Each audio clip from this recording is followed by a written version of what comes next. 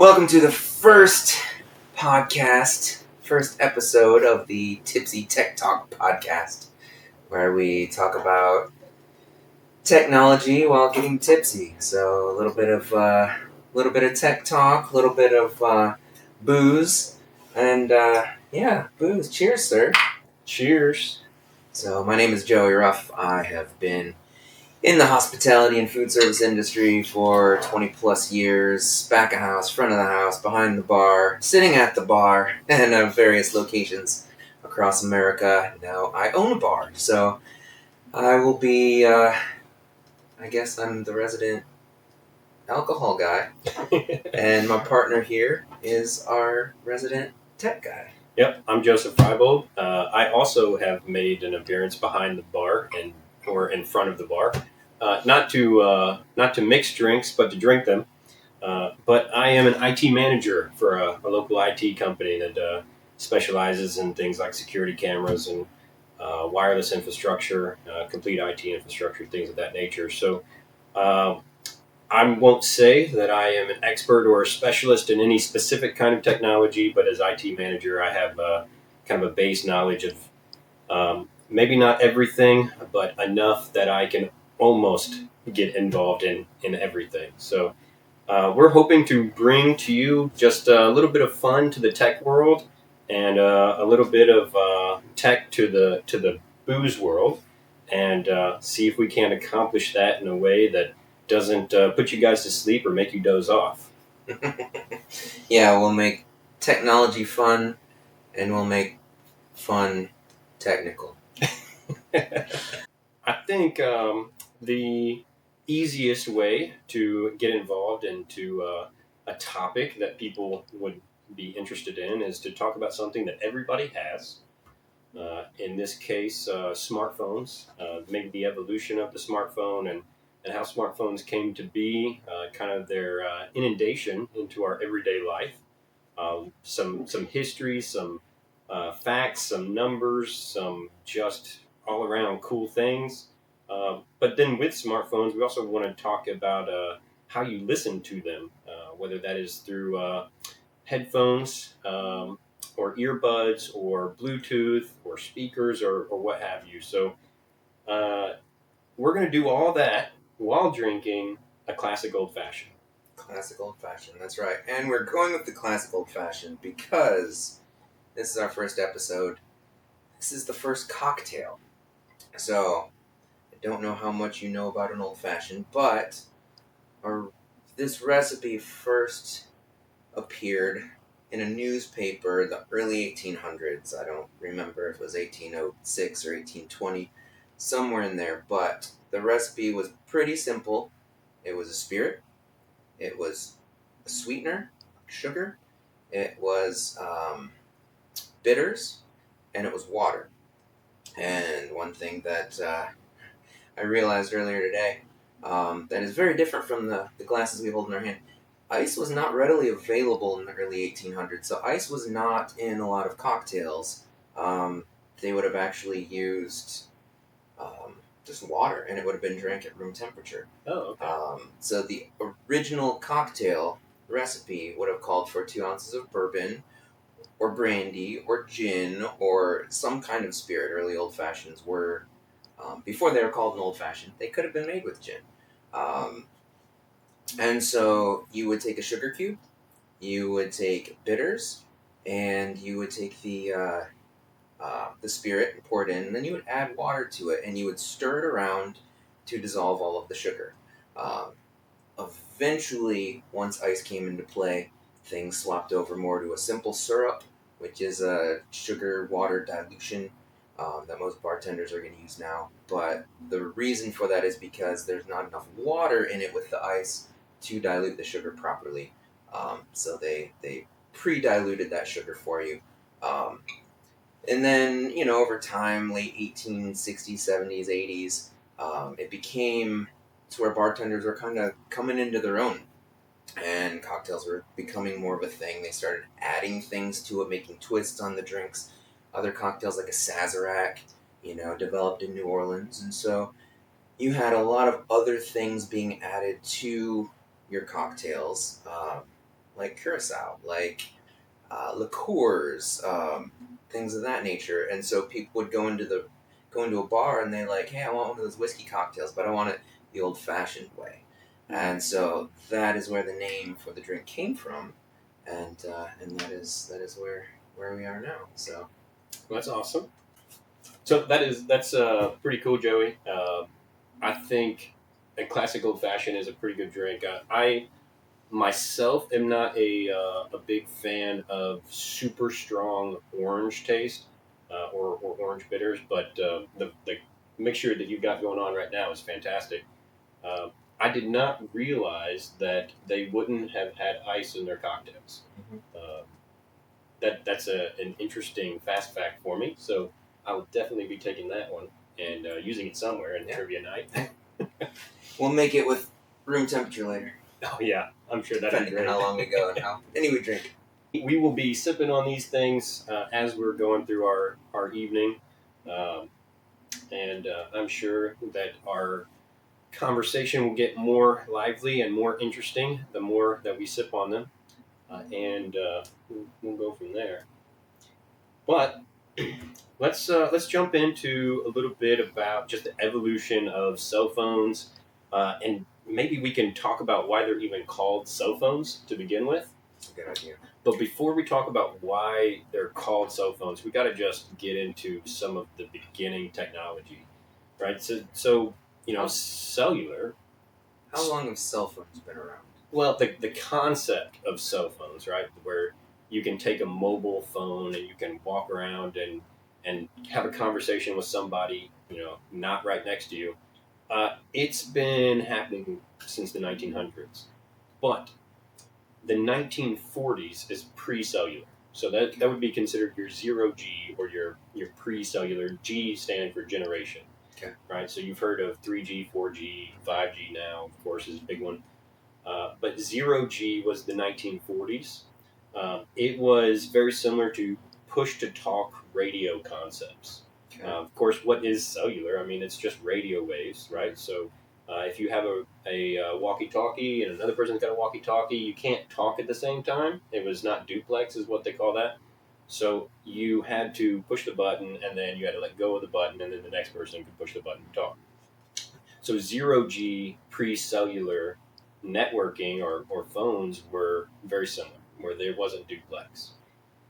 Then you get into the car phones, right? So you took I can't even say you took a phone and stuck it in a car, right? There's 80 pounds of equipment that you stuck into the back of a vehicle. Wow. So this 80 pounds of equipment, it was in there. It was heavy. It was these 1940s, 1950s vehicles as they're driving around, and you could maybe get enough reception to talk. So, I mean, you think about your radio in your car is FM or AM technology, XM previously, and all of that is different kinds of modulation. So, FM stands for frequency modulation, AM is amplitude modulation. It's how you modulate or change the radio waves in order to broadcast a signal. I think about it as good music and talk radio. But yeah. So with the different kinds of modulation and radio came the idea that okay, let's put a phone call across the same kind of radio waves. It wasn't the same kind of frequency necessarily, but let's take our voices and do the same thing that we tried to do with music and put that into your car. So they stuck 80 pounds of equipment into this car. They drove around and they had a call or two, and it was like terrible service. It was something though, and that was the beginning kind of let's take this thing, stick it in a car, let's do something. Of course, now you think about it, Alexander Graham Bell. I mean, he really created the first what we think of as the first phone. It's 1876. So that predates the 1940s 0G pre-cellular concept. Does not predate an old-fashioned. Good. That is good to know. But then, okay, so Alexander Graham Bell created his first phone-like thing. 1925, the rotary phone comes along. Okay, from 1925, 1970, AT&T not AT&T at the time, but AT&T created what they called a picture phone. Imagine a little bitty tube TV that was a phone. Okay. So if you thought video calling was not good during the 3G revolution, yeah, it was even worse then. Mm-hmm.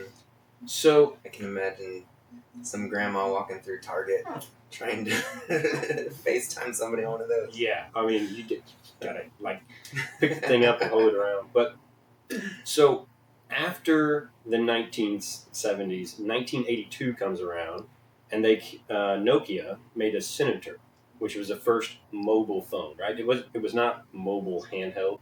It was mobile in that you didn't have to stay in the same building, so you could take it and stick it in your car, and well, it was in the car, and Was it you like could a drive briefcase kind of thing, or? around. So that it kind of predates the briefcase phone, but Okay. briefcase phone is right there along the What same about the time shoe period. phone? I think that's like James Bond. Yes. Get smart. But then 1983 is the Motorola Dynatac 8000X, right? Okay. This is the first handheld mobile phone. This is the phone that you see in all the old movies. Everybody who was rich and famous had one of these phones. The thing was, this tall, that wide. I mean, you stuck it up. You didn't stick it up like this. It was, Is that right the up Zach here. Morris phone from Saved by Yeah, the Bell? yeah, so, Yes. yeah. That kind of phone. Everybody knows that phone. So that phone kind of became like the absolute beginning to how cell service was really going to become a thing and how cell phones was really going to become a thing. That phone in today's economy, $10,000. At that time, it was a little over $3,000, and so today's time, it'd be about $10,000 for just one of those phones. Wow. That's why, like I said, it's the rich and famous in the movies that had one of those that they were bragging about it. I'll go on Facebook Marketplace later and see if I can find one. Yeah. Good luck. Free pickup. Right. So that's 1983. That's kind of the initial concept of the cell phone, right? But right before 1983, 1979 is when we have 1G, first generation of cell service. This happened in Tokyo, Japan, and Japan became in 5 years the first wirelessly connected nation in the world. Okay. So Japan did that, and they said, okay, 1979, we're gonna start this thing. We're gonna figure out how wireless works. The Motorola Dynatac comes out in Chicago in 1983, and basically after that, it just took off. I don't know how Chicago ended up being kind of the frontliner of this, but in the U.S. they did. Of course, all this is analog signals, right? So as I talk, analog radio waves is what's coming out. And whenever the phones would interpret that, it would be analog to analog. So your voice goes in, it doesn't get changed to digital or converted to digital, it just stays analog from your voice to the phone to the radio tower and then on to the next place. The max speed for this was 2.4 kilobits per second. Okay, we think in today's world of megabits and gigabits per second, but this was 2.4 kilobits per second. You're not watching a movie or streaming, 4K video with 2.4 kilobits. At least not if you want to enjoy it. Yeah. What do you need, like 4 gigs? Maybe. Ish. Just depends. Yeah, just depends on the kind of video. Compression rates. 1G was 150 megahertz data frequency. So that your frequency is exactly what it sounds like. You think of how frequent you do something. Well, this is how frequent the radio waves are in a signal. So we operated on the 150 megahertz band of the 1G. Okay. All right. So let me ask you this: how widespread was this technology? Because when you think of the late 70s, even early 80s, you're not thinking people are walking around with cell phones, right? Mm-hmm. It feels like sci-fi movies and weird concepts. So how many people would have had this kind of thing at that time besides the entire country of Japan? Well, so again, Japan, it took 5 years for them to be wirelessly connected. Not a lot. And that we'll kind of get into a little bit more of the reason why in just a second when we talk about the evolution from 1G to 2G to 3G, because there was not a whole lot of capability yet. Okay. There wasn't, you didn't have cell towers everywhere. There was no building structure or infrastructure for how all of this was going to be done at the time. So all of this has to be developed over time. So you barely had any of the infrastructure. It took $3,500 at that time to buy this Dynatac phone. Okay. The phones that you had in your car, super expensive, super heavy, super hard to get installed. I mean, you can't just like go to a chop shop and say, "Hey, throw this phone into my vehicle," Mm-hmm.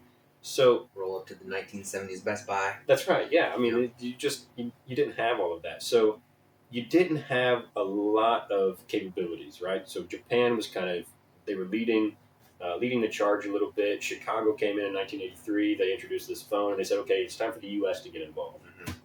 Okay, so 0G, not great. 1G comes in. We're starting to get a little bit better. We start to develop some infrastructure. We start to develop the concept of what cellular can be. Mm-hmm. Okay, so then we're going to start talking about 2G. Why is it called cellular? It is based on hexagonal cells, right? So the concept was we're going to take a tower, being a vague word for what it really was. They didn't need a tower. They could go find a really tall building and stick some radios up on top of the building, right? Or antennas. So you don't really have the towers, so to speak, but you have the concept of beginning of towers. So you've got high structures where you're going to put these antennas and you're going to start broadcasting them out. That's probably why Chicago. Right. So I mean, Chicago, you got high rises and stuff that are starting to come up. So Chicago is great for that. Chicago is also a large, dense population area in the time. So and of course it gets more dense as time goes on, but it was a place for things to grow.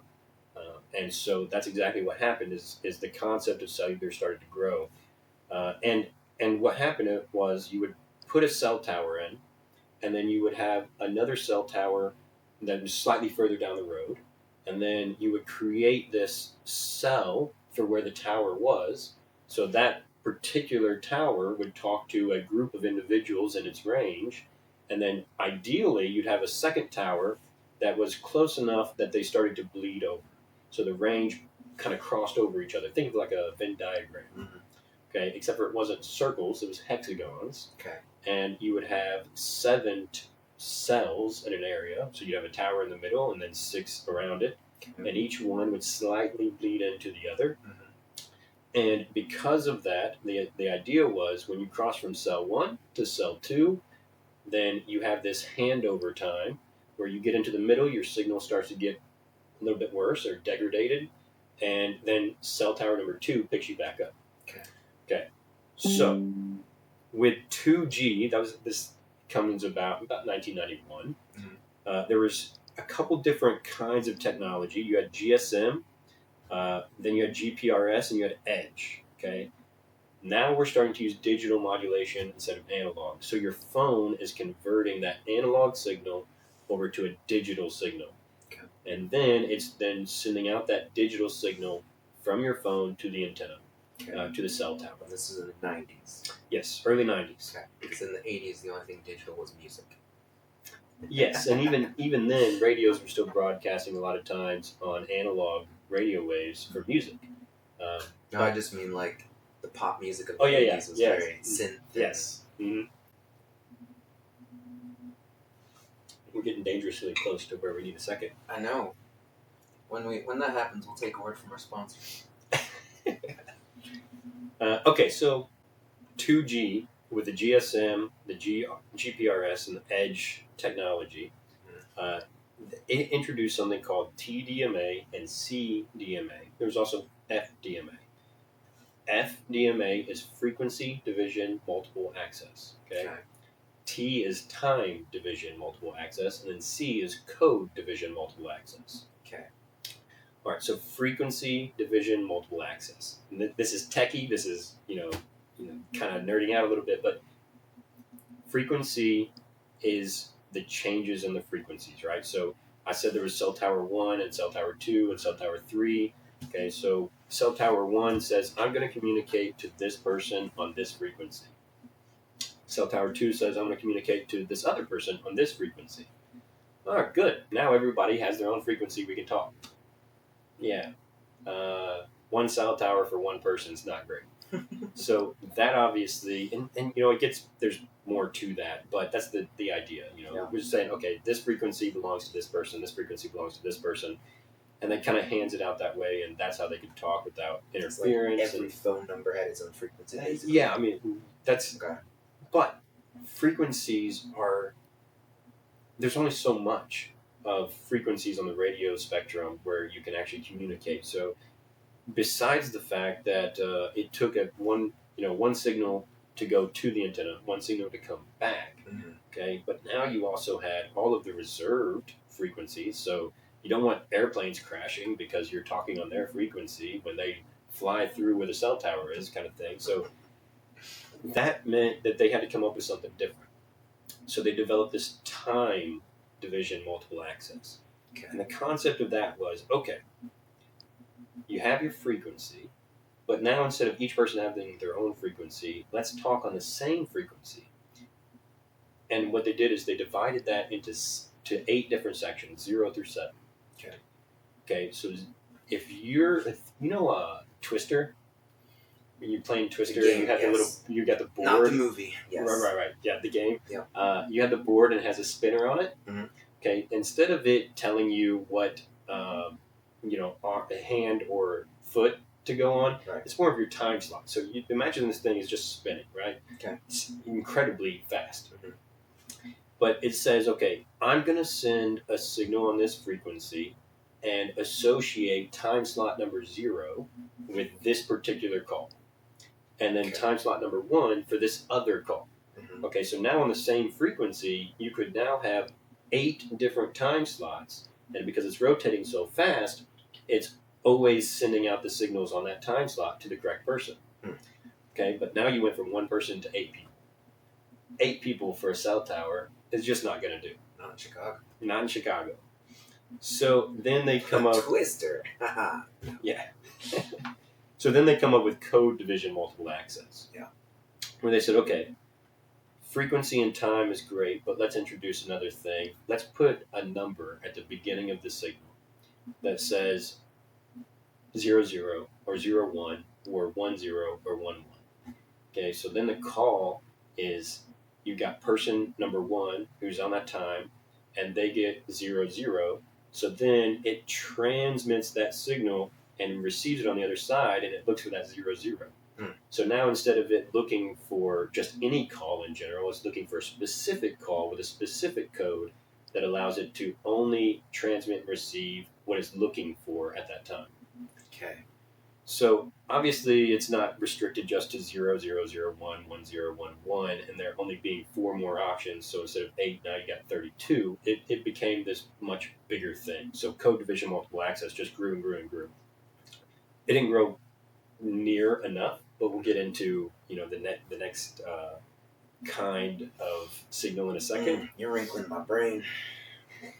It's cool to me because I was watching a video earlier this week about how all this works and the math behind it. And I'm watching the code division multiple access and how they come up with it and how they did the math, how an antenna would do the math from beginning to end. And I was like, gosh, I am glad I am not in cellular technology. Yeah, and it's funny too, because I never thought really about it. Like, you get this thing that works when one guy's roaming around this area on a phone, but then you start adding all these other people into it.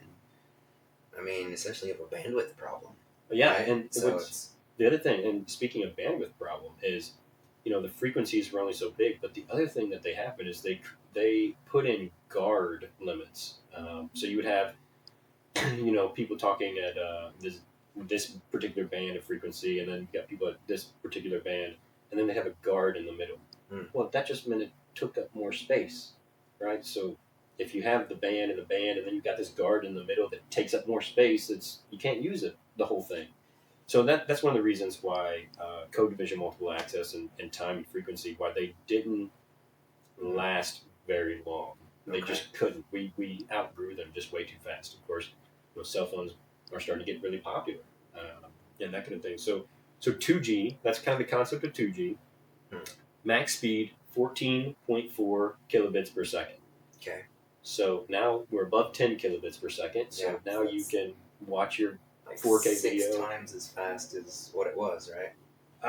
Yeah, it was 2.4 before. Ish, Yeah. So yeah, a little 6.5 ish. But and the other thing, that was GSM. That was 1991. Finland is where this kind of takes off. Just a TLDR about how the concept of a call works, right? I get on the phone, and of course it's 1991. Yeah. I get on the phone, I call. What happens is, from my phone, it goes to a base transceiver station.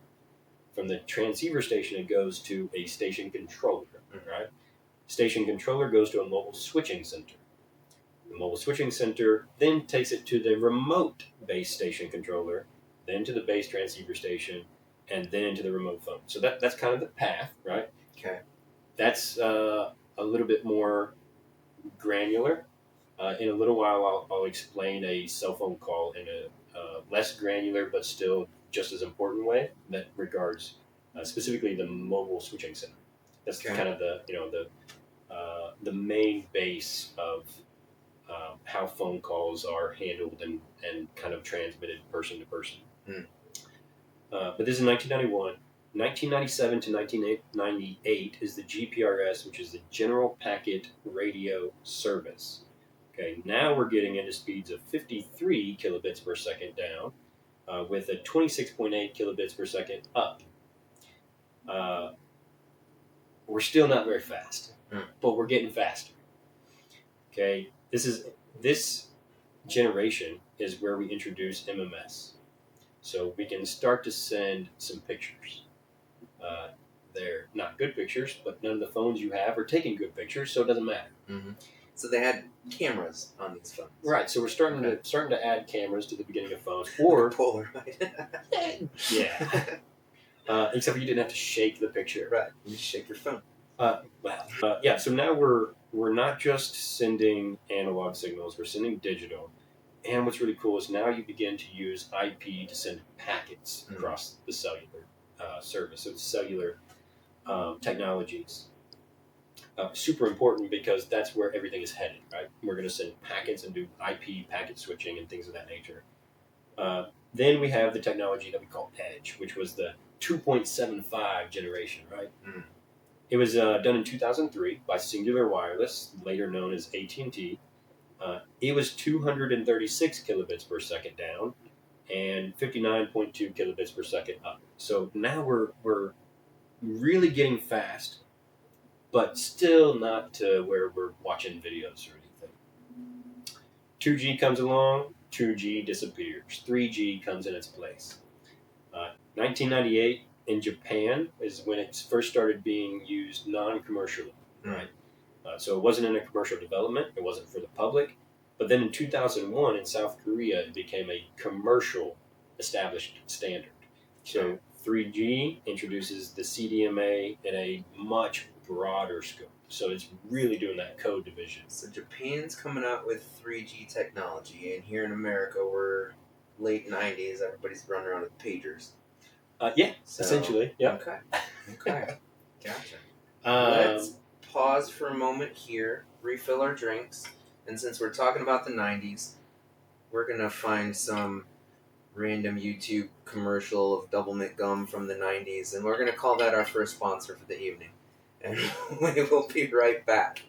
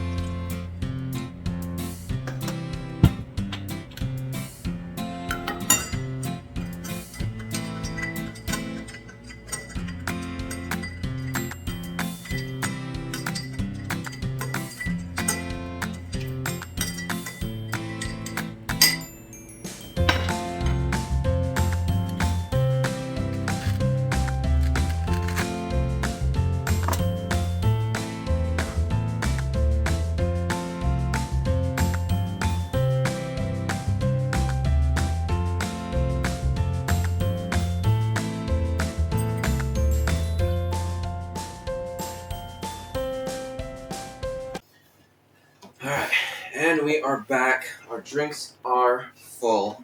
And if you want to know what we're drinking and would like to follow along with us, we will put the recipe for this cocktail in the show notes. So please, all that normal YouTube stuff, like us, follow us, subscribe, blah, blah, blah. Make the algorithm happy and, help other people find us and learn how to drink like us while you get inundated with all of the cell phone information you didn't know you needed. So it's kind of fascinating, though. I mean, I had no idea so much went into it, and it kind of makes sense why. There was a time in 2004 or five, maybe, that I worked a call center for T-Mobile. Oh, okay. And this was the time when everybody had so many minutes on their plan and so many text messages they could send and all this stuff, and it was probably not jumping at, I mean, it was probably 3G time if I had to guess. The cool thing about it, working at T-Mobile call center work, by the way, sucks. It's one of the worst things you will ever do, and so they reward you handsomely with perks. I had great health insurance, but I had a $10 a month phone plan. Okay. And I had unlimited everything before anybody in the world had unlimited anything. It was amazing. In family plan, I think it was $10 per person. So my wife got the same thing, and it was crazy. But yeah, it was. But that was the time when roaming charges and all that stuff was happening, and somebody would call in, and I worked 2 in the afternoon to midnight, and 10:30 at night, some guy calls in. He's like, "I've been in Europe for 3 months. Why is my bill $1,000?" Golly. I'm like, all right. First of all, dealing with those people sucks because they're not happy. It almost drive me to drinking. Yeah, amen. But usually that kind of work was sticker shock on the bill, and they never actually looked past the first page of the bill. They just saw the number and they picked up their phone and they called us. Yeah. They hit 511 or whatever, went straight to customer service. And so, yeah. So anyway, that was 3G time. Tell us what that means. Right. So 3G, again, we talked about 1998, Japan, non-commercialized. 2001, South Korea, commercialized. So now it's becoming available to the public. Okay, but now Code Division Multiple Access said that we're going to operate on 3 different frequencies.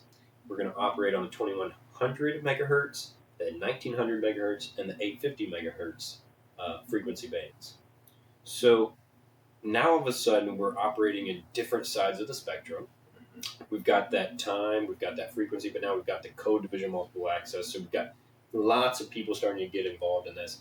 3G kind of is what sets the stage for 4G and 5G that we know of today. Right, so it starts to do internet traffic, packet switching, that kind of thing. It's operating on 384 kilobits per second if you're moving, but 2 megabits per second if you're not moving. So, in other words, if you're in a car, you're going to have that kilobits per second range. But if you're just sitting still, you're going to get that 2 megabits per second. So now we're getting some real speed. Not speed, like what we know of today, but compared to the 14.4 kilobits per second that was in the previous generation, now we're getting somewhere. It's still like dial-up internet, though. It was, yeah. But what was really interesting is, so 2G, right, is that pay per minute kind of thing, that pay per text. 3G is where they start to get away from that a little bit. Still have a little bit of that, but they're starting to move out of that range, and they're starting to now pay for the service or the data you actually use, as opposed to per call or per text message. So, you're I remember before it was like 10 cents a text or something when I was a young kid, first got started texting, and so it was 10 cents per text, and it was like, that's super expensive. Nowadays, you get unlimited everything, right? That was AT&T's big thing. Unlimited for everybody. Yeah. Right. So they introduced this unlimited for everybody, but they didn't have a clue what it was going to turn into. So they didn't realize that unlimited data was just not going to be a good idea. Hmm. Because nowadays we use so much data. But at that time, you weren't using very much. I mean, there was hardly any phones that you could get on and browse the internet with, There's right? hardly any internet. Yeah, I mean, 99. I didn't even have internet at my house. I was going over to my friend's house and getting on their AOL mhm. and doing research for a paper. I think mostly the internet was reserved for like public libraries and schools, Yeah, right? it's starting to get popular. The internet is starting to get popular, but the internet was restricted by the technology of the time, and that nobody had it in their hands. Mm-hmm. It was, again, you had to go to the library to get internet, Yeah. so it wasn't a big deal. But then smartphones start to evolve more, and now all of a sudden you can use the internet on your phone. That's a big deal. To jump into a little bit more of the 3G, kind of that 3.5G, Mm-hmm. is HSPA, which is high speed packet access. It had a theory of 5.76 megabits per second up and 14.4 megabits per second down. In reality, it didn't quite meet that theory. It was more of about 200 um, kilobits per second up and 500 kilobits per second down. So then they created the HSPA Plus, which used MIMO, which is multiple input, multiple output. I'll come back to that in just a second. But its theory was Sounds like a 22. Pokemon. Yeah, almost. Its theory was 22 megabits per second up and 168 megabits per second down. So now we're really getting into something. So, what is MIMO? Think of it as having multiple antennas in your phone. Okay, so Okay. it gets way more complicated, but imagine you have multiple antennas, and then you have multiple antennas on your cell tower, and they're communicating at the same time. Okay. So now you can increase the amount of conversation had through that analog radio signal by just increasing the number of antennas that are sending and receiving at the same time. Mm. So that was MIMO. It just was the way to grow all of the communication. It is what turned 3G into 4G, basically. Okay. Okay, so 4G, we're starting in about 2000, So 2009. what kind of phones are we looking at in the 3G era? 3G, Is so that like Blackberries and right, are we so talking about flip phones, or we just have the bar Nokias, that kind of stuff? well, okay, so 1992, Mm-hmm. you've got the Nokia 1011. It's the first mobile phone that goes anywhere in the world. Okay. So other phones they were locked into their country, but this phone could operate anywhere. Okay. Okay. Then 1994, you have the IBM Simon. It's the world's first smartphone. It's a touchscreen, basically. IBM Simon. There's not a lot going on with it, but it was kind of the first concept of a smartphone. Think of the Simon game where you had to push the colors and the. Do you remember that game? I do not. Oh, it was like a memory game. It was a disc and it had 4 buttons and it would like blink red, you had to hit red, then red, green, red, green. Anyway, nothing like you couldn't make calls on it. Yeah. Irrelevant.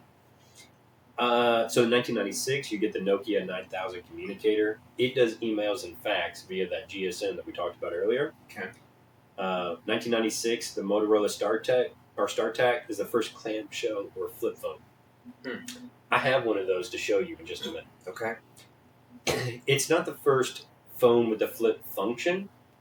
There was a phone that came out a year before that had a flip functionality to it, but this is the first real clamshell flip phone concept that became mainstream. So Okay. really cool. 1996, you're talking the Nokia 8110. It's a slider phone. So you may remember there's a phone that had a cover over the keypad. Yeah. It would slide up and slide down. Okay. And that was what that was. Hmm. Then you have the Siemens S10 in 97. That was a color screen. So now we can actually see things that aren't black and white on the phone. Okay. Super cool. Yeah. 99, RIM, which became known as BlackBerry. The 850, it was the first phone with a QWERTY keyboard and emails and internet browsing. I remember that. Okay, phone. so That's what all the 99. big time businessmen had. Right, so BlackBerry became synonymous with business professionals. And rappers.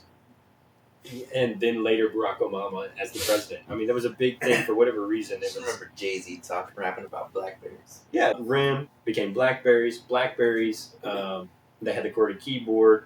99, you get the Nokia 7110, which now has mobile internet access via its own proprietary web browser. Yeah, I remember those old web browsers being like it wasn't the full internet. Yeah. Right? It was just like bits and pieces, and it's like the Reader's Digest version of the internet. So, yeah, and you didn't really have mobile websites, really. Yeah. It was like they took the desktop application site and just crunched it down, compressed it, and it was terrible. There's no photos or yeah, it was none you can see. Yeah, you'd have the little icon that would show up in the screen that was just like, yeah, there's a picture here. We can't show it to you. Okay, so that's 99. 2000, they had the Sharp JSH04, which had an integrated camera, a whopping 0.11 megapixels. So we were talking about sharing pictures. Mm-hmm. That was your first kind of episode of being able to share a picture. Okay. Or take a picture to then share.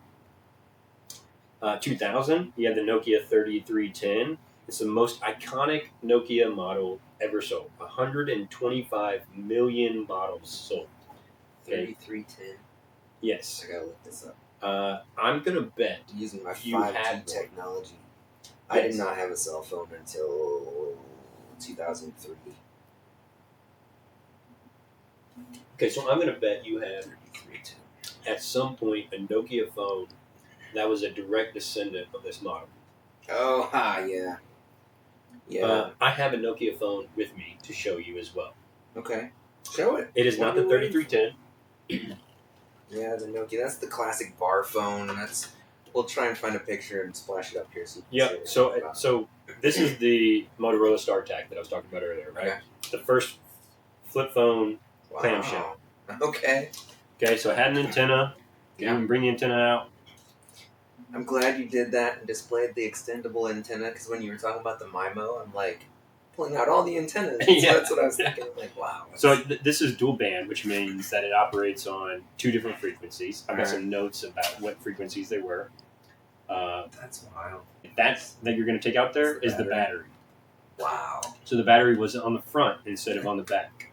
And you could actually remove it. That's the difference. That's crazy. Ha. Wow.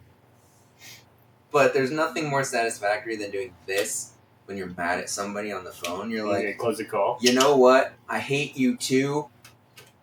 Oh, it didn't clap the way I wanted. There. Yes. That's awesome. We need to bring that back. I can't do that with this thing. This is just... Of course, the probability of you being able to get to this point was low because your cell signal was probably going to drop out first. Yeah.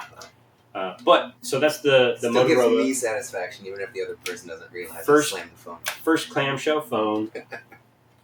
But that then led to the Nokia, and so here's a Nokia. Yeah, that pretty much looks like the 3310 that I saw. Right. So this is not quite the 3310. This is a couple generations after. This is probably a 2003 model. Gosh.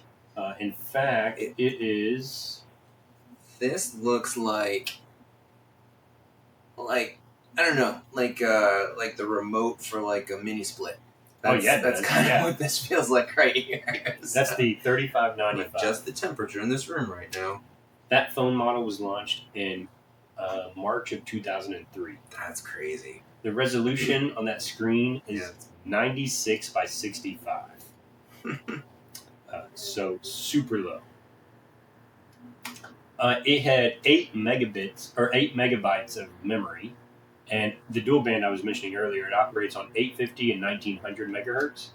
And at the bottom, still take the battery out. Yep. It's got a SIM card in it still. I remember when I had my first Nokia track phone, having to take the battery out and kill power to the thing, just drain the power totally, put the battery back in, and start it back up to solve super simple problems. This feels way less substantial than the older phone.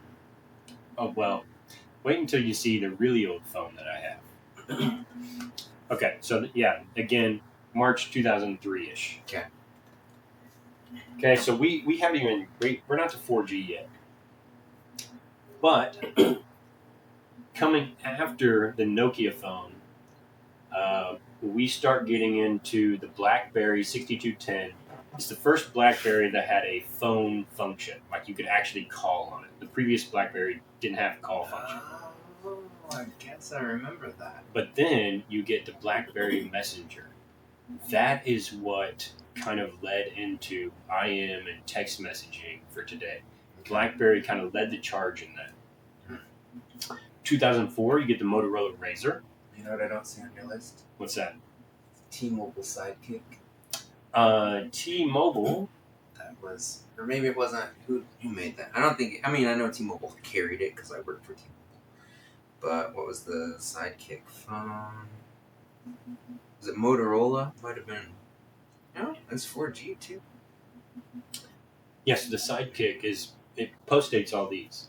Oh, we can get one on eBay for $120. Hey, there we go.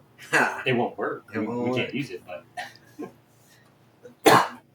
we can play cool games on it. Yeah. 2008. Sharp made that one. Wow.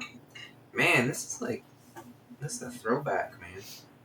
Yeah. I'm remembering all the crappy stuff in To be high school and college. when I was doing research for this episode and just watching videos after videos of videos, I started getting this crazy nostalgia feel. So I was watching the evolution of smartphones, and I was watching the evolution of like Android OS and different kinds of operating systems and mobile apps and all these things, and I was like, The rise and fall of the Windows Phone.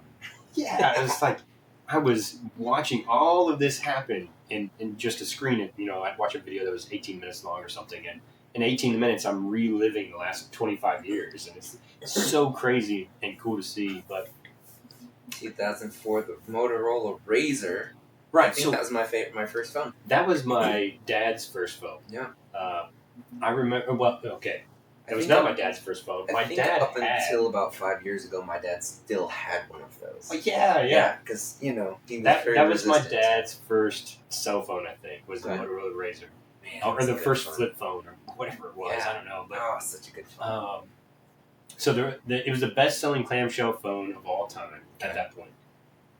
Okay, 2005, Sony Ericsson created the Walkman W800. It's the first Walkman brand phone. Did it have music? By that point, a little bit, yeah. Put a cassette tape in it? Because that's what a Walkman was, right? Well, okay, yeah, so different. You'd probably had MP3s. This is probably Napster age, right? Yeah, you are getting into MP3s. Yeah. Yeah, Napster was illegally pissing off Metallica around this time. Yeah. So, okay. 2007 was a Nokia N95, which finally they had media control buttons specifically for watching videos and music with a micro SD card option that you could put into the camera. And here's what you want, kids. 2007, the first iPhone launched. Right, so 2007, okay. 2007. 2001 wow. changed the game of music, right? Mhm. Because that's when Apple introduced the iPod. They said, 1,000 songs in your pocket, here you go. Yes. Okay, 2007, Steve Jobs walks out onto a stage and he says, "Look, you've been dealing with buttons your whole life. Let's take the buttons away." He says, "We're going to create an iPhone, and this is what it looks like." It had one button, and it was the home button. That was the beginning of the end. It absolutely, yes. That was the beginning. Now you don't even have a headphone jack on your phone anymore. Right. So the first Steve Jobs took away the buttons, and now everything's gone. Yeah. So the first iPhone was absolutely the revolution of technology and how we know of it today. So 2007, Steve Jobs says we're going to introduce the iPhone. 2008 comes by and HTC says, you know what? We're going to do you one better, and we're going to enter this competition with you. And they put Android OS into a phone. It was not HTC was not Google's phone, right? So HTC was a T-Mobile phone, but they took Android, they put it into their phone, and they said, "We're going to compete with you." Mm-hmm. HTC and T-Mobile as a phone brand uh, didn't necessarily last, but Android certainly did.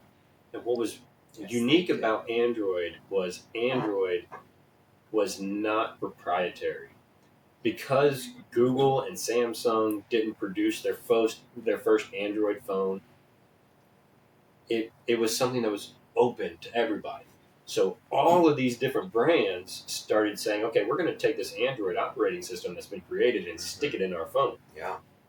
Whereas iPhone said, nope, we've got iOS and we have iPhone. We're going to leave them together, and tough luck for everybody else. So Apple iPhone is Mac. Yes. Android is Windows. Anybody can make a computer and stick Windows in it. No. So Android is not Windows. Well, I mean, metaphorically speaking, right? In terms of, like, Windows can be on a Dell computer, it can be on an IBM computer, it can be. Yes. Whereas only the iOS system is on a MacBook. Right. So, right. Yeah, because it's proprietary. Yeah. So at this time, Mac was already, well underway. Mac was an operating system. Yes, it was a giant, huge screen, and it probably had the colored shield on the back of it at that point, right? It's the all-in-one computer. Yeah. At that point, I remember those days. Yep. So Mac was well underway. So Apple comes out and says they're going to make the iPhone 2007. They do. It blows up. Yeah. Oh my gosh, it's just huge. 2008. iPods were huge, so. Right, yeah, because I remember being in high school, actually in junior high at this time, and when the iPhones first came out, and I had a couple friends who were getting them, we would sit there in the lobby of the school and play Temple Run, and we'd do the lighter app where you could just flick the lighter to turn it on, and then you'd have, I think there was actually like an alcohol or concept of an alcohol app where you were like pouring a bottle and it would go into the phone. It was all kinds of crazy things that was starting to figure out what that is. Yeah, and find a way to emulate it. Yeah. They're way past gone by this point. Someone still has that dream. 2008 comes along, the iPhone 3G comes out, right? It's Apple's App Store is finally being launched. Okay, the App Store did not exist in 2007 when the first iPhone came out, so it was basically, I'm going to take a bunch of applications developed specifically for iPhone, bake it into the iPhone, give it to the consumer, and that's what they're stuck with. So if you wanted to access anything else, like Facebook... I think you could do it through iTunes, though, right? Not at this point. Okay. So at this point, the only way you could access another application that wasn't baked into the phone is to go through a web browser like Safari. Okay. So you'd have to go to Facebook.com, and it would create this mobile app. And the reason for this is Steve Jobs did not like the idea of third-party developers creating apps for the iPhone because he wanted them to create web apps. He said, web apps is the way of the future. Make a web app so that we can just push it into Safari, and it'll work, and it'll be glorious. Yeah, didn't work. No, how short-sighted he was. Absolutely. So, I mean, he was genius in the concepts he came up with. That was not one of them. Mm-hmm. Actually, there was a member of his staff that him and Steve Jobs had a division in Apple because one said web apps only, and the other said, no, third-party developers need to come in and make apps for our phone. Yeah. So for several months... Were they already doing third-party apps for Android at this point?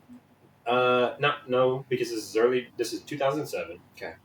Right, so 2008 is when the App Store launched for iPhone. Okay. Because Steve Jobs looked at this and said, look, you're right, we're not making any money.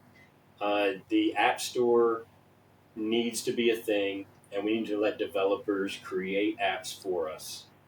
And so he launched a development part of their company that basically pushed an iPhone emulator. Okay. So the developers could sign up, they could use this iPhone emulator, develop their app, push it to the emulator, make sure it works, and then push it to the App Store. And then they would QA it, make sure everything was good, because he was a bit of an egomaniac, right? Yeah, so all that happens, and boom, I think it was something like in 3 days of the App Store going live, 10 million apps were downloaded by users. So you're talking about everything from paid apps to free apps. That's Paid crazy. apps were everything from like 99 cents and up, and free apps, of course, free.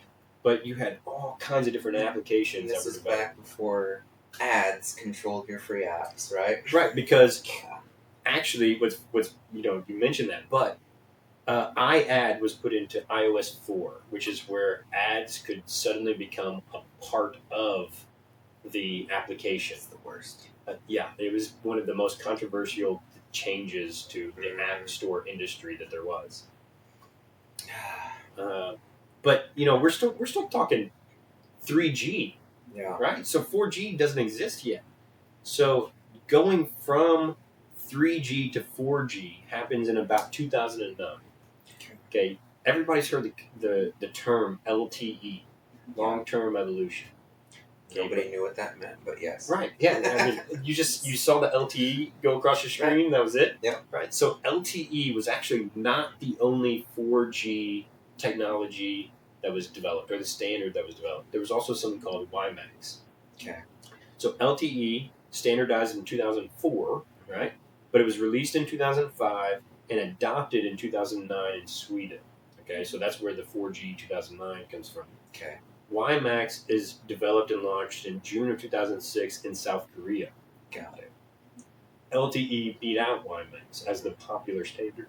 So kind of like Blu-ray and HD DVD, I think. HD DVD Maybe and that's what Blu-ray. it was, yeah. And Blu-ray won Blu-ray out of popularity. dominated, yeah. And so WiMAX is the HD DVD of cellular tech. Yeah.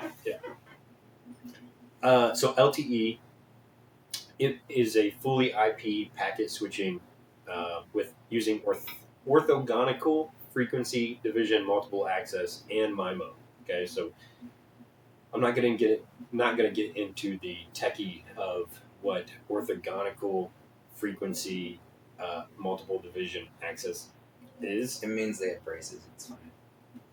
Yeah, orthopedics and all. Yeah. No, but it took the original CDMA and TMDA or TDMA and FDMA and said, okay, all that, put it aside, hold my beer, time to do something different, and did something really different. And it became a way of being able to communicate with so many more users all at the same time across the same frequencies. It was just a fantastic way of pushing us into the future. Yeah. So they did that. And is now, everybody unlimited text, unlimited minutes? At this point, that's the kind of plans they're pushing. Okay. So they get into 100 megabits per second down, 50 megabits per second up. It was kind of this thing where they said, okay, your download speed is going to be twice your upload speed. That was just kind of like a concept that they were doing because of the way the technology worked. Then they had LTE advanced, right, where they said 1 gigabit per second down and 500 megabits per second up. So now we're getting to where we can actually really do stuff with text messages and phone calls and video chatting and things of that nature. And we operated on so many more frequencies. So before there was only 3, now we're talking 700, 800, 900, 1700, 1800, 1900, 2100, and 2600 megahertz. So several different frequency bands that we're allowed to be on and communicate across, and we're doing it more efficiently than we were before. Where it's not just based on time, and it's not just based on the frequency you're on, and it's not just based on a particular code at the beginning, but now there's so many more different super in-depth aspects of it that we're way more efficient with how we communicate. So now you've got all kinds of users who can use this.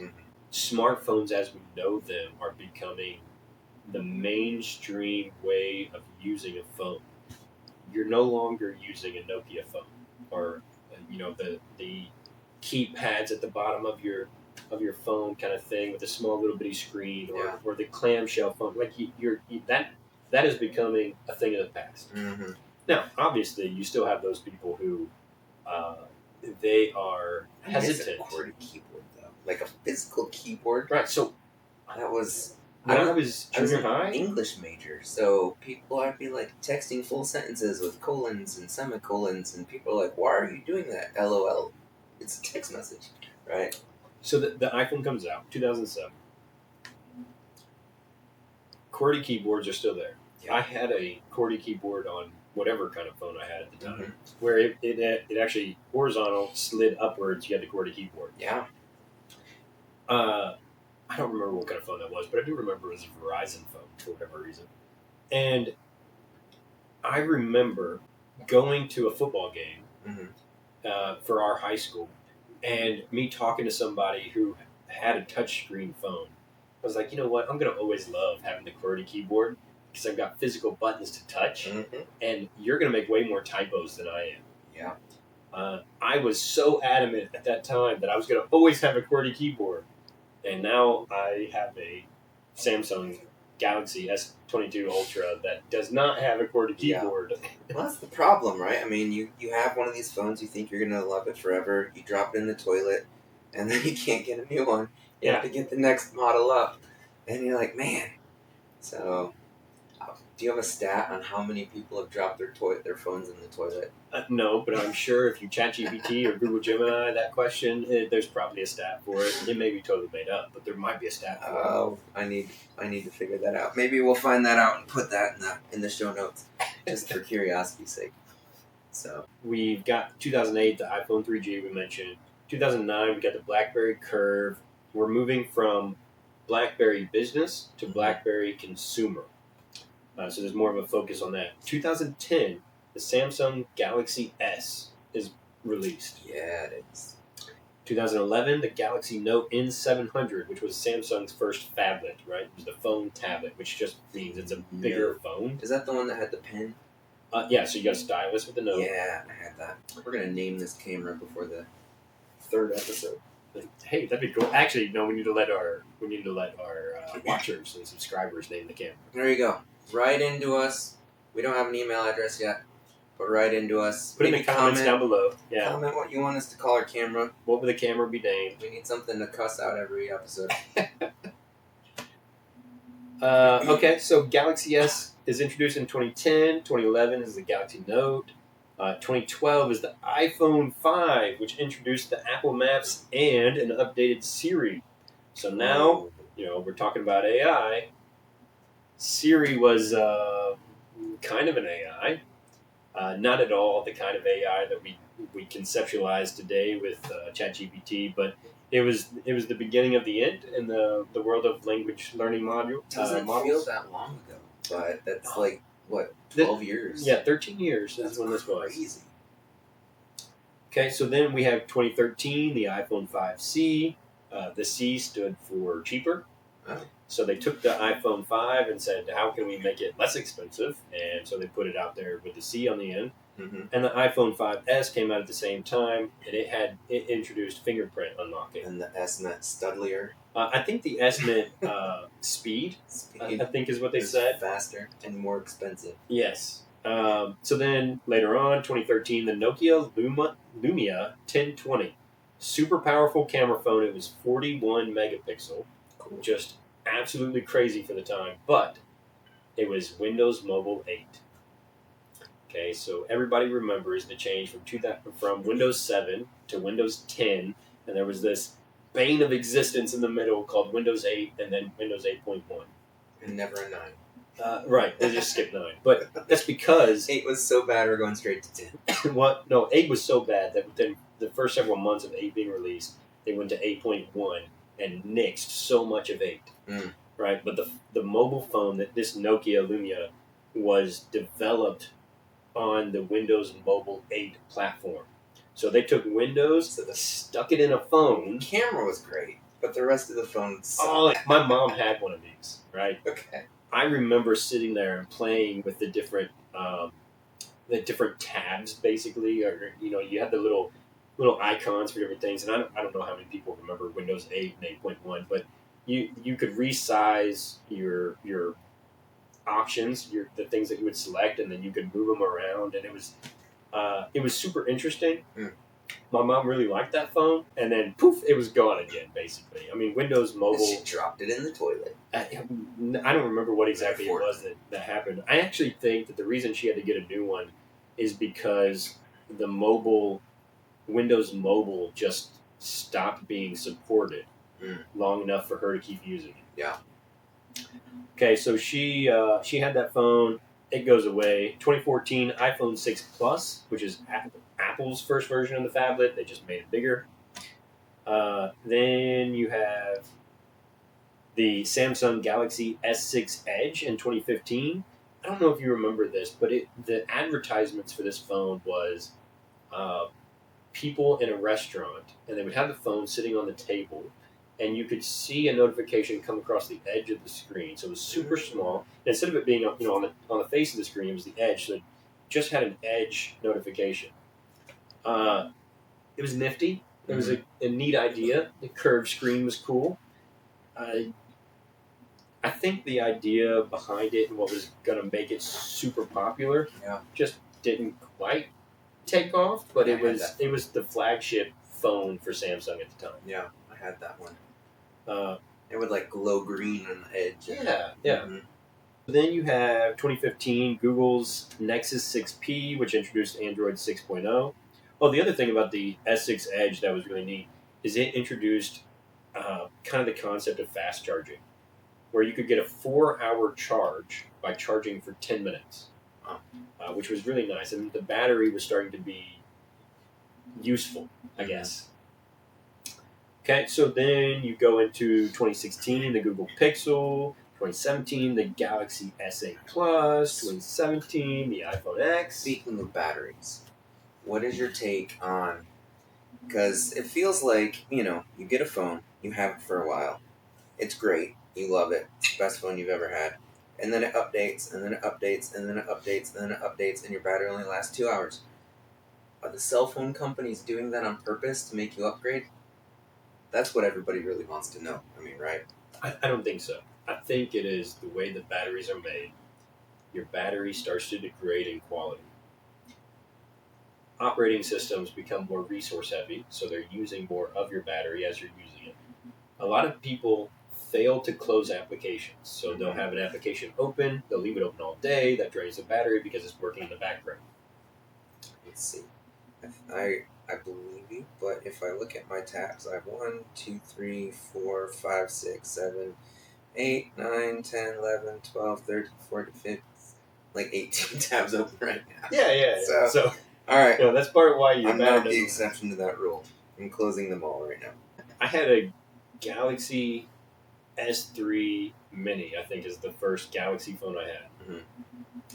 They had the ability to close out multiple apps all at once. Yep. So I would click that button, close the apps, and I've gotten into a very picky habit of doing that every single time I'm done using the application. Okay. So my battery tends to last longer. The other thing that I do, my charger at home for my phone is plugged into a timed receptacle or timed outlet. The reason for that is charging your phone all night long is not good for your battery. So I plug it in when I go to bed. It's on this timer, goes for a certain period of time, and then it shuts off that timer so that the receptacle is not live. And then an hour or two before I wake up, it kicks back on. So any amount of battery charge that has lost overnight, it now kicks back on and charges it up to 100. And then when I wake up, my phone's ready to go. That allows like one of those Christmas tree timers that you pull the plugs up. Basically, exactly. Same kind of concept. Okay. That will allow your phone to last longer. The other thing is more recent phones, my phone now included, that becomes less of a need because you can actually tell your phone to use adaptive charging, meaning that your phone gets to 100%. It stops allowing charge to the phone until it drops back down to 95. Then at 95%, it allows it to go back up until it gets to 96, 97, 98, 100, whatever, and then it slows down again so that it's not always taking in charge to the battery. And it just shuts that charge off, allows itself to cool down, and that will prevent your battery from degrading as fast. Interesting. So that's a couple of tips and tricks that I use for keeping my battery to last longer. I am starting to see a degradation in my battery for my phone. But again, I've got the S22 Ultra, so it's January. It'll be 3 years old. So Speaking of January, after Christmas and you have all those extra timers available, take one and put it on your phone charger, set it accordingly, and yeah, well, it's January now, right? Because we're yeah. posting this in January. Yep. So now you have all those extra timers. Yeah, take the timers off your Christmas tree and go stick your cell phone charger on it. Do not pack those away in the attic this year. Yes, then no, put them by your bed. All right, so that's kind of the tips and tricks of what I do for my battery. Okay. I do think Apple is notorious for being known for doing things to force degradation before they should be degraded. So it's common knowledge that there have been some business practices that they've had that are a little bit suspect, where they are forcing the consumer to go and buy those things. Yeah, I would believe that, especially with that proprietary software. Right? Yes, you're right. So just iOS. That's all you got. All right. Well, my drink is empty, and that's 2 drinks, so it's probably time for a bathroom break. Y'all get a bathroom break. We're gonna go to another message from a fake sponsor, and we will finish up here very shortly. Back from our break, we've got our third beverage. Still old-fashioned. But Joey, you were just telling me this one's a little bit different than the previous 2. A little bit different. So this one, my wife and I travel a lot, and I like old fashions. I've been a bourbon fan since we did the Jack Daniels tour, probably a decade plus ago. Learning the story behind how they made the bourbon and everything. So everywhere we go, I always get an old fashioned. And so for me, there are several do's, several don'ts for an old fashioned, but you will find that the recipe for an old fashioned is as varied as there are bartenders. Everybody has their variant, everybody has their way of doing it. Like I said at the beginning, the big basic recipe is you need a spirit, which, these days is bourbon. It could have been gin, it could have been brandy, but it became a bourbon drink. A lot of people will tell you old fashions are done with rye. I made this one with rye. And a good key thing about old fashions is, a lot of people are like, well, what kind of bourbon do you recommend? If you order an old fashioned in a restaurant, the first question your server or bartender should ask you is, do you have a preference on bourbon? Usually I will just say, whatever you recommend is fine. Because a restaurant takes a lot of time and a bar takes a lot of time to curate their flavor profiles, you know. Sometimes they have partnerships with different brands, things like that. I don't have any kind of, favoritism for anything. I will tell you my personal preference is Bullet.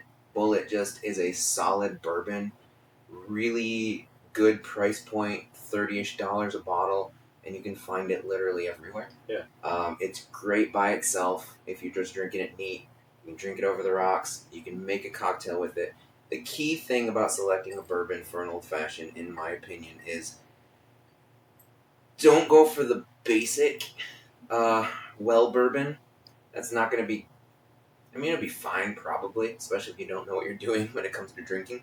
But definitely don't go higher end.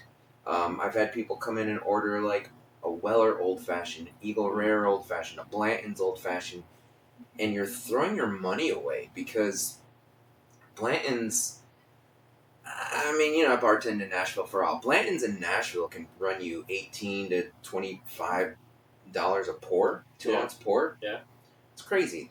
It's not even that good in my opinion. Bullet is great. Makers does fine. Woodford is a good one. Buffalo Trace, something middle of the road that's not, it's not it's not bottom shelf, but it's not top shelf either. So something that's trustworthy, something that you can find everywhere. Old Forester is a really great brand. And something with just a naturally good flavor profile. Absolutely. Nothing too complex, nothing too expensive. Because, like I said, you're going to waste... Not that you can't make an old-fashioned with a higher-end bourbon, but if you're a bourbon drinker, a lot of them would say it's a sin to waste that highly sought-after bourbon on something like a cocktail. Yeah, yeah. So Why mix the higher end stuff? exactly. So we've traveled everywhere. I've drank old fashions everywhere. Big don't. Do not put club soda in my old fashioned. I will send it back every time. That is not an old fashioned. Do not shake an old fashioned. Old fashioned should be stirred. Okay. It is a type of cocktail, um, depending on who's classifying them as a stirred cocktail. So you should always stir it, and you should stir it. Like we said in the beginning, it was originally with water in order to mix the sugar properly, and sometimes even back then it was served with a spoon, so you could continue to stir and make sure everything mixed appropriately and was dissolved. Um, but you can muddle cherry and orange if you would like. There's no rule against it. Purists may say don't do that either. Um, really, it's just bitters. 2 to 3 droppers. Most people will say 2 droppers. 2 ounces of bourbon. Um, a sugar cube. But like I do about a quarter to a half ounce of simple syrup. That's really it. If you like it sweeter, if you're not a bourbon drinker, more sugar will get you there. If you want to taste the bourbon, do less. It's up to you. Um, but yeah, and then whether you muddle orange, whether you muddle cherry, doesn't really matter. I guess it's more of a Midwestern thing, and I grew up in the Midwest, so that's what I do. Plus, I just tend to have a sweeter palate. Um, and so I tend to go there. Muddling the fruit will release more of that fruit flavor, and fruit, as you know, is obviously more naturally sweet. Sure.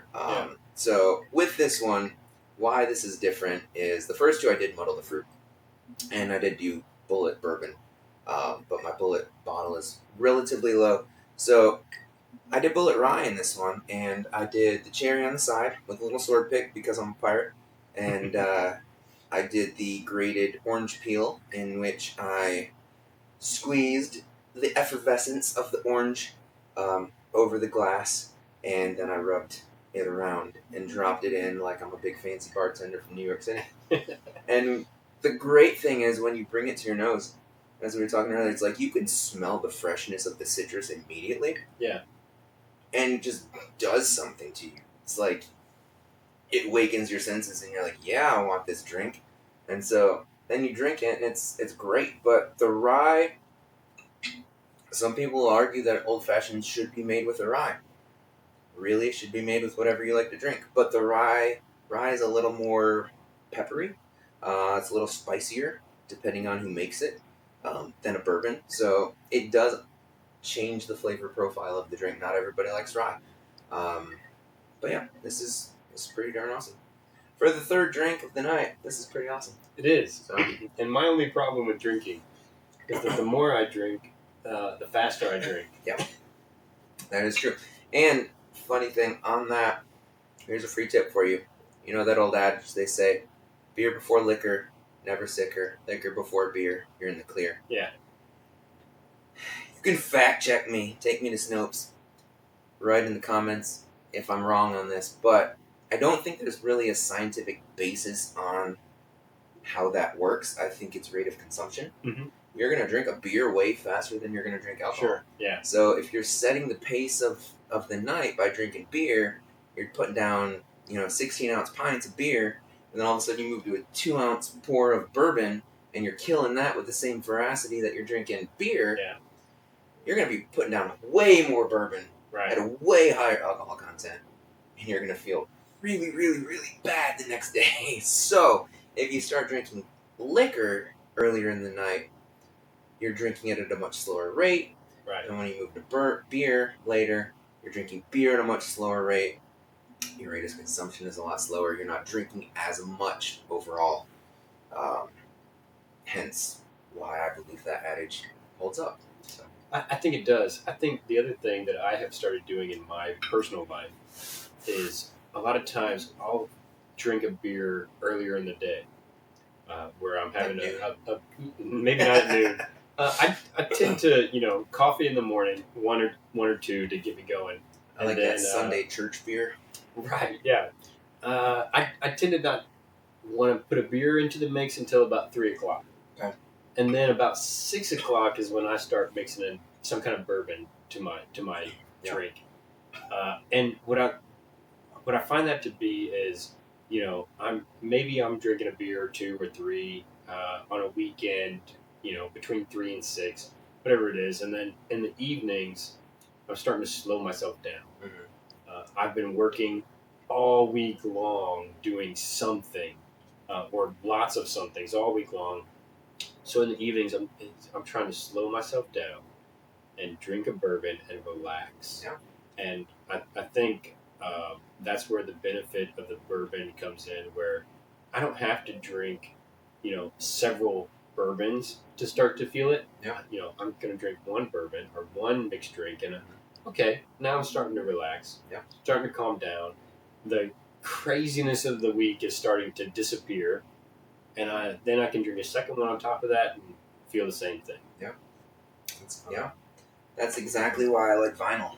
I mean, the same kind of principle is just slowing down, right? Yeah. Nobody puts on a vinyl and goes running. You know what I mean? Yeah. It's like you put on a vinyl when you know you're going to be here for a minute, and you're like, I can't go too far because I maybe have 4 or 5 songs, and then I have to flip the disc over. Sure. Yeah. So it's that kind of thing. It's like you pour some bourbon, pour some whiskey, some scotch, whatever you like, a really good aged rum or tequila. We're not going to discriminate. Put on a vinyl, smoke a cigar if you want, and just enjoy the evening. Yeah. I mean, yeah, you're not going anywhere. Why not? Sure. You've been running all week. Yeah. So, jumping back into the last, decade and a half, 2 decades of technology. And you promised to show us some old phone. Yeah, I've got some old phones. I got some cool stuff to show you guys. So now let's get into 5G, the 2019, 2020 era of cellular. 5G was developed because we said, okay, 4G is just not enough for the Internet of Things. That was the big tagline of the time, right? So the Internet of Things, smart cities, remote everything needs to talk to each other, IoT, all of it.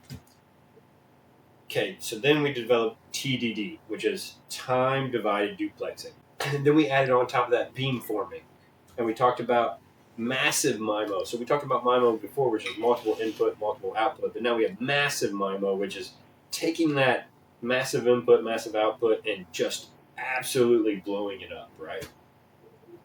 So then we said, okay, all antennas were omnidirectional at a certain point, where we said, we're just going to take this and cast it out 360 degrees and see what we catch. Still a hexagon? Basically. We took that 360 degrees and said, this is not good. 360 degrees only puts us out so far. But if instead of being omnidirectional, we're directional, and we start casting out in a certain direction, now we don't care about 360 degrees. Let's say that there is 3 antennas, right? So instead of 360 degrees, we're now at 120 degrees. So we're 120 degrees this way, 120 degrees this way, 120 degrees in the back. So now instead of 360 degrees, it's 120 degrees times 3. Now each of those antennas has 120 degrees worth of reception and worth of communication to the phones. Are these antennas like all right next to each other? Right. So, or is there some dead space in the middle? Right. They're not exactly next to each other, okay. Because here and here at 120 degrees doesn't do you anything. 120 degrees here and here does. Right. So you got space in the middle, but the propagation of the signal is 120 degrees. So you put them all next to each other, and the radios are smart enough, or the antennas are smart enough, you tell them that they're next to other antennas. So you say, okay, this antenna is next to this one, which is next to this one. So when you hear the overpropagation of signal from the other antenna, don't listen to it. Instead, rely only on the technology of my own antenna. So the single antenna, the second antenna, the third antenna, they're all listening only to their own signals and not the noise and the spillover from the other antennas. And they propagate out to the antennas in front of them, beam forming. It's a beam now instead of a circle. And that allows you to communicate even further, because now you're only directing in one path instead of in a path all around you. So you can go further, and you can focus a little bit better on what's in front of you as opposed to focusing on all around you. So because you're focusing on what's in front of you, that means you can have better communication, faster communication, more efficient communication with what's in your path. This feels like a life lesson. Well, Focus on what's in front of you. It And you'll really be could more be. successful, and you'll reach more people and do greater things. It really, that's so true because Forward, not back. so oftentimes That's what happens when you drink. And you listen to the noise around you. What's cool about and we do a lot with wireless infrastructure, right? So we do point-to-point wireless for security cameras and stuff like that. And what's cool is the radios that we use can use GPS coordination to determine the other radios around it in order to not listen to the noise of the other radios. And I think it goes right along with what you were just saying. Is a lesson about life is don't listen to all the noise. Focus on what's in front of you. Yeah. Focus on what is directed towards you. Understand what's being directed towards you and do something with it. Yeah. And communicate with it in a way that allows you to develop a good understanding of the communication and then put you on a direction forward. And slow down and drink bourbon. Yes. Secret to life right there, my friend. Yeah. 2019 and 2020, Internet of Things, beamforming and massive MIMO, 400 megahertz to 1 gigahertz. Then we have 6 gigahertz. Then we have 30 gigahertz and then 60 gigahertz. Okay, so we're not operating on the megahertz anymore. We're now on the gigahertz, which allows us to do things way faster. Now, the only problem with going to a higher frequency, when you're talking about the frequency band that you're on, the megahertz versus gigahertz, the higher the frequency, the less distance you can go, right? So back in the day, 900 megahertz radios would permeate through things or go through things way better. But it was a longer distance, permeate through things, but it's super slow speeds. Okay, then you speed up. Instead of 900 megahertz, you're now at 2.4 gigahertz. Now you're thinking Wi-Fi, right? 2.4 or 5 gigahertz Wi-Fi. 2.4 gigahertz, you're way faster than 900 megahertz, but you're way closer, right? And then they get to 5 gigahertz, where you're going even faster than 2.4. You can't go through objects as well, but you're going way faster than before. Wi-Fi, as you think of it, is 2.4 and 5 gigahertz. It's the common ones. It's way faster than it used to be, but it can't go as far. Okay, so same thing with cellular. You were operating on these frequencies that were extremely slow, but could go super far because we didn't have the infrastructure to build up. You couldn't put a cell tower every couple of miles. It just didn't work. So now, as infrastructure can expand and we can get better and more financially able to create the infrastructure for wireless infrastructure, now you can put up more towers, right, that act at faster speeds. So you can get to that 5 gigahertz range. You don't use 5 gigahertz for cellular. We were just talking about you use the 6 gigahertz, 30 gigahertz, and 60 gigahertz for the upper ranges of the frequency. But the higher into that frequency you go, the more likely you've got to reduce your distance to put your cell towers. Okay, so 5G, fifth generation of cellular service means, okay, now we've got to compact our towers, make more of them, put more antennas on top of tall buildings, whether that's Chicago or somewhere in Kentucky or somewhere in Indiana or Japan or wherever. Yeah. You got to get more antennas out there. But the more antennas you get out there, operating on this faster speed, the more likely you're going to be able to have super efficient communication from tower to phone and phone to tower. Okay, and I talked about before the mobile switching center was kind of the hub, right? So let's pretend there's a cell phone call between you and I.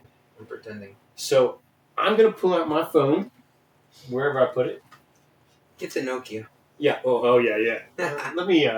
Here's an iPhone A1303, I think is what the my model gosh, is. That's tiny. Right, so this is 2003 iPhone. This Yeah. is the 3G iPhone, right? So I get on this call, and I say, okay, dear phone, please dial me in. The phone says, okay, I'm going to dial you in. And it says, AI phone on your that's old right. iPhone. Yes, yeah.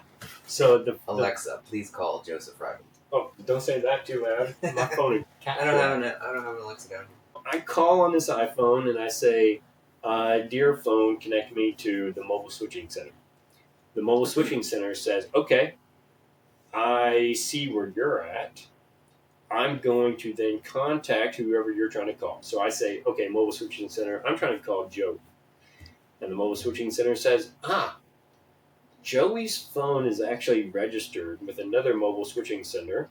It's not And Sprint. because the world of cellular is what it is, and you're registered to a mobile switching center, I'm going to contact that mobile switching center that has his phone number. So the mobile switching center for me contacts that mobile switching center that belongs to you and says, hey, is Joey's phone here? And that mobile switching center says, no, that phone's not here. It doesn't. It isn't currently living here. I mean, it lives here on a daily basis, but it's not here right now. Yeah. So that mobile switching center then talks to the foreign mobile switching center. The foreign mobile switching center is the switching center that is currently connected to the cell tower your phone is connected to. So every so often, your phone connects to a cell tower pretty regularly, unless you live in an area that has no cell service. Right. Yeah. So you got that too. But so your phone says, I belong in this location right this second. Mm-hmm. Because I belong in this location right this second, tell my main or my home mobile switching center that this is where I'm at. Okay, so your phone tells the foreign switching center where the home switching center is. So it's foreign to wherever your home is. Then it communicates to your home communicates to my home communicates to wherever I'm currently at, whether that's near my home or near my foreign. Yeah. And then it says, okay, complete the call. And all this is in milliseconds. Yeah, this all happens almost instantaneously. So everything from iPhones to the current phones. I mean, I've got an S22 Ultra. They're currently on the 25 Ultra, with the 26 being launched in 2026. You're probably running what? I'm an Android. Yeah. Android, okay. I'm a Samsung something or other. No iOS here. We're Android only. I'm not. My wife is. You finish that, and then we'll go on to another thought. Right. So we are communicating to each other through the mobile switching center, which is the more broad spectrum of what I discussed earlier with the telephone transceiver and receiver stations and things. So the mobile switching center with the 5G, all of a sudden they have to be connected in different ways, right? So they were always connected physically most of the time. You had a mobile switching center and another mobile switching center that were connected via fiber, is how we do it now. Okay. There is some truly wireless cellular where you have a mobile switching center that then uses wireless technology to communicate to another one. Very rare. That happens, in the mountains or in areas where you just can't get fiber ran. But most of the time, we run fiber between mobile switching centers. That even includes across the ocean. Like we put transatlantic cables down into the ocean and bury them. Fiber optic cables that are massive in the amount of pairs that they have. Thousands of miles long. Yeah. I mean, and so there's my dog ate my homework. The reality is my shark ate my fiber, which, by the way, if your shark eats your fiber, tough luck. At least they'll have good digestive systems. Oh, but We're just going to say baby shark right there and we'll let you run with that. Yes, exactly. All right, so we're 5G, we're 2019, we're 2020, right? So let's talk about... We're 2025, so now we're like an 8G. Right, so no, we're still 5G, or early evolution of 5G, right? So there was a period of time where it was 5GE. It wasn't 5G. Because everybody broadcasted and said, "Okay, we're doing 5G," but it wasn't true 5G. It was like this interim period between 4G and 5G. So then they relabeled it as 5GE, which was still LTE, but it was like that next step of LTE. 5G truly came about 2020, late 2020 probably. AT&T really stuck in and drove in that we're going to create this 5G thing. We're going to do it, and then. Beside AT&T, there was T-Mobile, there was Verizon. They said we're going to do it too. So they all jumped in. They said we're going to do this 5G thing, and they did. And 5G today is so expansive and so amazing. It's that fifth generation with the higher speeds. It's got to be that shorter distance. You got to put more antennas and more cell towers up there. But they are, and they're expanding the cells and expanding what cell service really means. We're doing packet switching, so we're communicating the internet across our cellular, and that allows for 4K video. That allows for mobile calling and video calling and everything in between, and high definition in Target, FaceTiming.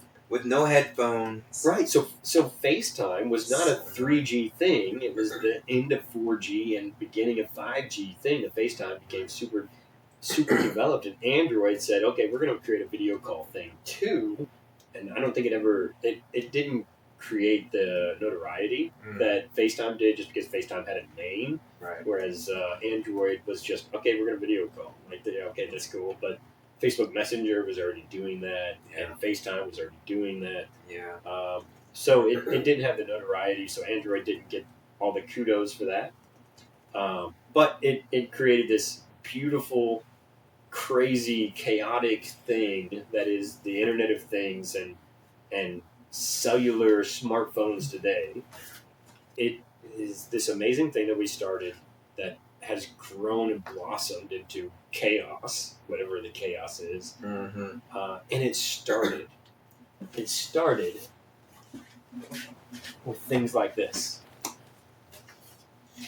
This right here, bad boy, Bible. is a bag phone. Nice. Okay, so this is a Motorola phone. Push the buttons right here.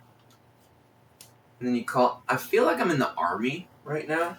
Like, hey, we've I don't think I'm in the army, so I'm in the lingo realm. But we're dropped behind enemy lines, and we've got 12 men down. We need chopper evac. So, right. So it's not as expansive as a sat phone might be, but United States Cellular. 1980s, 1990s is when this phone would have been used. Termed the bag phone because it sat in a bag. You put it in your car. Has the little antenna that you can stick outside of it. It actually, pull this out. Has a car charger. Has a car charger, so you could stick it in your car and turn it on. Amazing.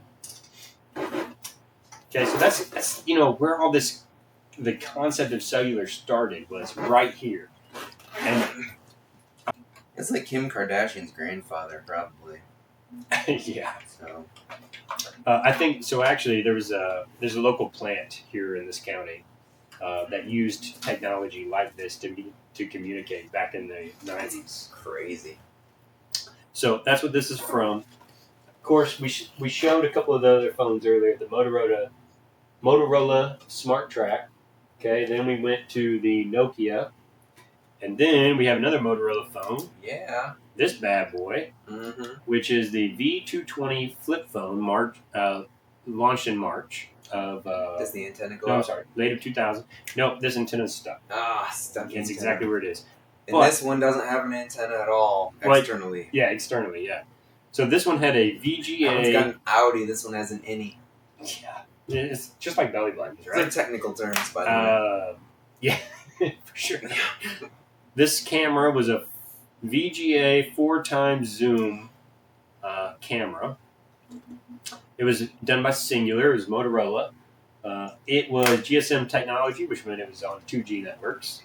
Okay, so then we went from there And in 2003, 2004 was the creation of the PDA, right? So you had the personal assistants, right? Yeah. So this was an iPac. It was an HP model. Mm. Done in 2003. This one was special because it came with Outlook 2002 for business users, right? You get your email on that. Yeah, no kidding. So you took the technology of everything but the phone and stuck it in here and said, okay, here's an email, here's some note taking, here's a calculator. So that's like the original BlackBerry, right? Where you couldn't actually make phone calls on it? Right, so there's no phone calls here. Wow, okay. This is PDA only. So it had a calendar, PDA. email. You might see this one making out with another one. Yes. Not public displays of affection, y'all. Correct. So after 2003, the phone industry was getting so big, they said, okay, we need to take the PDA functionality and stick it in a phone. Yeah. So they did. So then 2007 comes along, they create the iPhone, and probably 2009-ish is this generation of iPhone. It was the 3GS, had a 3-megapixel camera now. I think that's the James Bond generation of iPhones. Like, the smaller it got, the sexier it felt, right? Oh, yeah. So, yeah. Talk about PDA. Of course. Sexy little tiny cell phone. Of course, every year after that, they just made a bigger one. Yeah. Because they had to stick more in the back of this thing. Yeah. So, it just continued to get big. Of course, the early iPhones, where they had the lightning. No, it wasn't even the lightning cable, but whatever the iPhone charging cable was, that was this stinking wide. Mm-hmm. And then you got to smaller and smaller and smaller. Oh, yeah. And now finally everybody agrees that USB-C is the way to go. But that was the 2009-ish iPhone. All right, so here's the question everybody wants to know, because, I've been reading the comments and everybody wants to know. I've got an iPhone. My wife has an Apple. Why can't, if I'm in a text thread with other Apple people and I have an Android, why does my presence in that text thread mess up their, they won't send pictures appropriately, video quality is lower. Right, so you have an Android. Yeah. Your wife has an iPhone. Yeah. Right. So all her friends apparently also have. You have iTexting or iMessage, I think is what they call it. Yeah. And I'm not an Apple guy, right? So my understanding of how iOS works is limited to kind of what I've explained thus far into this podcast episode. But the most current technology uses RCS messaging. Okay. So you had the iMessage at the beginning that iPhones could communicate to each other with iMessage, and it allowed for understanding, read receipts, and text receipts and those things. Mm-hmm. Okay, and then you had FaceTime, which allowed video call. Then you had Android, which said we're going to do the same thing, and we're going to have read receipts, but we can't share those read receipts with iPhone because Apple is so proprietary. They're so locked in on what they're doing that they don't share the information with Android, and vice versa. Android didn't necessarily share with iPhone or with iOS. Then RCS messaging came about here in the most recent years. RCS allows you to take your MMS and your SMS, which was your multimedia and your texting, your videos, your pictures, and all of those things, and it took it into like an internet capable package, right? So RCS is more internet capable. Okay. So RCS allows for a lot more of those read receipts between iPhone and Android than ever before. You have to enable RCS. If you don't, then it still operates on MMS and SMS, so you don't get those read receipts.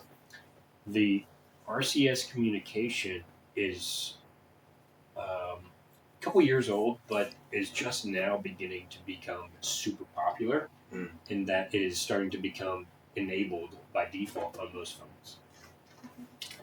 So, I can't speak for why Android and iOS didn't communicate with each other way sooner than now, other than money.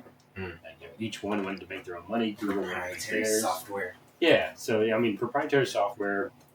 Android, of course, was open source, so it was a little bit more popular and available to different companies, but it wasn't allowed by iOS to communicate. Nowadays it does. It can. Mm. It's not quite as simple as, you still don't get FaceTime between iPhone and Android, but you can create other RCS messaging that allows you to send pictures and get read receipts and things of that nature through the internet. We need one more bathroom break, and then we will close up. But y'all, hang with us one more second. We'll be back. All right.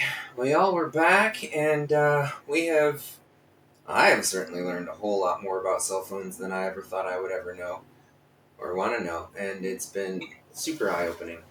We did have a few other things to discuss today, like headphones, earbuds, that kind of stuff, but we've got another episode planned for wearable tech. I think we may just lump all that in together with that. We've gone really in-depth today, and if you're still watching, thank you for watching. Yes. So I mean, there's a lot of content here. There's a lot of interesting information. Some of that technical, some of that alcohol, and it's been cool to just dive into it. To kind of nerd out a little bit and talk about the evolution and kind of from the 1800s to the 1900s to today, and how technology has changed and evolved and all those things. It's been super cool to kind of get into that. I think it would be super couth of us to open it up to the audience to say, hey guys, what most interested you about the technology that we talked about, or the alcohol that we talked about, and what did you learn, and what would you like to learn? What kind of concepts or topics or drinks would you like to be involved in, or learn more about? What kind of critique do you have about maybe the technology used in the stream? Allow us to get better and better suit the needs of our listeners. We're obviously, this is episode 1, so we're learning what we're doing and trying to determine. Look, like even that, the AI on the camera said, "Okay, zoom in." Listeners, jump in. Tell us what you're interested in learning about. Tell us the kind of technology or the kind of drinks that you're interested in seeing. Tell us the kind of concepts that you'd like us to introduce to the podcast. How we can better suit the kind of things you guys are interested in. I know there's a big population of the audience that is going to be super techie, and a big population that isn't techie at all. And I see things in a technical aspect, and of course Joey kind of tones me down a little bit for that aspect. And so tone me down a little bit more, tone me up a little bit more, depending on who you are. Leave it in the comments below. Subscribe, like, share with your friends. We can only get bigger if you allow us to get bigger. So show us some love, and we'll be able to keep on doing this. Yes, and please be sure to drink responsibly. If you're going to drink while you're out, have a designated driver. Do not drink and drive. And always remember to drink lots and lots and lots of water, or the next morning is going to gigahertz. So. Follow your local, state, federal laws on drinking and technology as well. Don't go broadcasting airline frequencies whenever you're supposed to be operating on 5 or 2.4 gigahertz or something, and don't go drinking if you're underage. We don't condone underage drinking. We do condone having a good time. So. Yes, and in the spirit of this week's episode, do not drink and dial your ex. Yes. Not a good combination. Smartphones are... Put the cell phone away if you're going to drink. Yeah, smartphones are only as smart as the user. So be smarter and drink responsibly and use your tech responsibly as well. Yes. Thank you.